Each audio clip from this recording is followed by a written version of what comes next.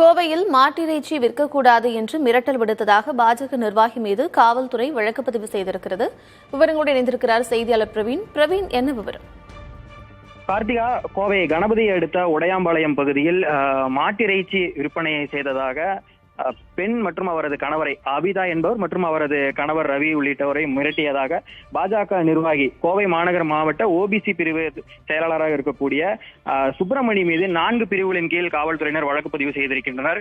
192, 196, 351/2 உள்ளிட்ட 4 பிரிவுகளின் கீழ், அதாவது இரு பிரிவினரிடையே பகைமையை ஏற்படுத்துதல், வெறுப்புணர்வை தூண்டுதல், மிரட்டுதல் உள்ளிட்ட 4 பிரிவுகளின் கீழ் வழக்கு பதிவு செய்திருக்கின்றனர். இந்த விவகாரம் தொடர்பாக தொடர்ச்சியாக பல்வேறு அமைப்புகளைச் சேர்ந்தவர்களும் பாதிக்கப்பட்ட பெண்மணியும் கோவை மாநகர காவல் ஆணையர் அலுவலகத்தில் இன்று காலையில் வந்து புகார் அளித்திருந்தனர். தங்களுக்கு உரிய பாதுகாப்பு வழங்க வேண்டும், உள்ளூர் நிர்வாகிகளிடமும் வார்டுக்குட்பட்ட கவுன்சிலர் உள்ளிட்டவர்களிடம் அனுமதி பெற்றே நாங்கள் கடையை வைத்திருந்ததாகவும், ஆனால் நேரடியாக வந்து பாஜக நிர்வாகி தங்களை மிரட்டியதாகவும் அதன் மீது நடவடிக்கை எடுக்க வேண்டும் எனவும் அவர்கள் புகார் மனு அளித்திருந்தனர். இவ்வாறான சூழலில் துடியலூர் காவல் நிலையத்தில் பாஜக நிர்வாகி சுப்பிரமணி மீது 4 பிரிவுகளின் கீழ் வழக்கு பதிவு செய்து காவல்துறையினர் தற்போது விசாரணை நடத்தி வருகின்றனர். கார்த்திகா,